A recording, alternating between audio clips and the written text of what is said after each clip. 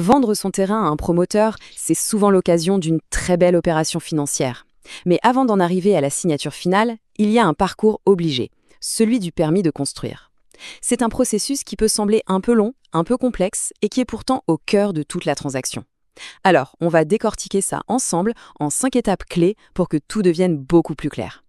La première chose à bien comprendre, c'est que vendre à un promoteur, ce n'est pas du tout une vente classique. Oui, le prix de vente est souvent bien plus intéressant, mais la contrepartie, c'est le temps. Le processus est beaucoup plus long. Et au cœur de cette attente, il y a un terme un peu juridique, mais qui est absolument essentiel, la condition suspensive. Qu'est-ce que ça veut dire concrètement ?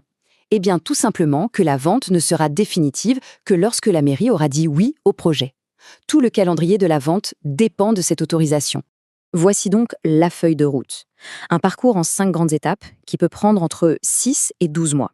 De la toute première étude de faisabilité jusqu'aux éventuels recours, chaque phase a son importance. La patience sera vraiment le maître mot. Allez, on commence. Étape numéro 1, l'étude de faisabilité. C'est vraiment le point de départ, le moment où l'on vérifie ce qu'il est possible de faire sur le terrain, d'un point de vue technique, mais aussi financier. Pour ça, le promoteur va plonger dans les règles du plan local d'urbanisme, le fameux PLU, pour voir quelle surface il peut construire. Il travaille main dans la main avec son architecte pour sortir les premières esquisses.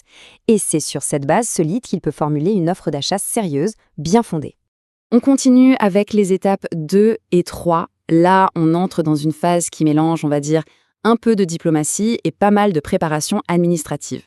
L'étape 2, la présentation aux élus, n'est pas obligatoire, mais c'est souvent un coup de maître. C'est une démarche stratégique pour présenter le projet en amont, s'assurer qu'il correspond à la vision de la ville et anticiper les éventuels points de blocage. Un vrai gain de temps pour la suite. Vient ensuite le dépôt du dossier en mairie. C'est une étape administrativement assez lourde, on parle parfois de 50 documents différents, mais le point crucial à retenir, c'est que ce dépôt exige l'accord officiel du propriétaire. On reste donc toujours informé et impliqué dans le processus. On arrive maintenant aux 2 dernières étapes, les plus critiques, celles du verdict de l'administration et de la période des recours. L'instruction, c'est l'examen du dossier par les services de la mairie.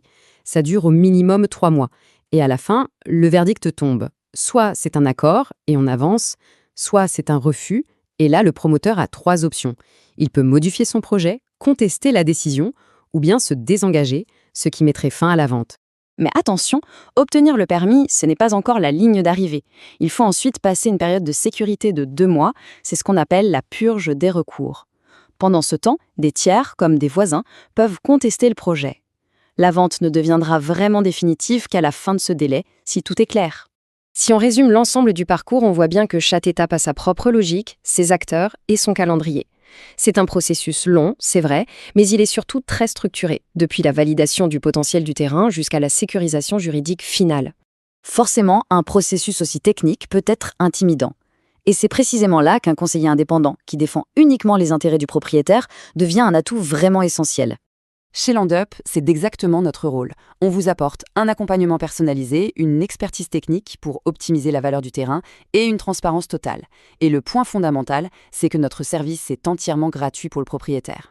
Notre philosophie, elle est très simple et elle guide tout ce qu'on fait. Traitons votre terrain comme si c'était le nôtre. Ça signifie qu'on s'engage à vos côtés pour sécuriser la meilleure valorisation possible. Alors, si vous envisagez de vendre ou même si vous êtes simplement curieux, n'hésitez pas à nous contacter pour une expertise gratuite et sans aucun engagement. Bien accompagné, ce processus peut être traversé avec beaucoup de sérénité. Car il ne faut pas l'oublier, à la fin, c'est toujours vous qui restez maître de vos décisions.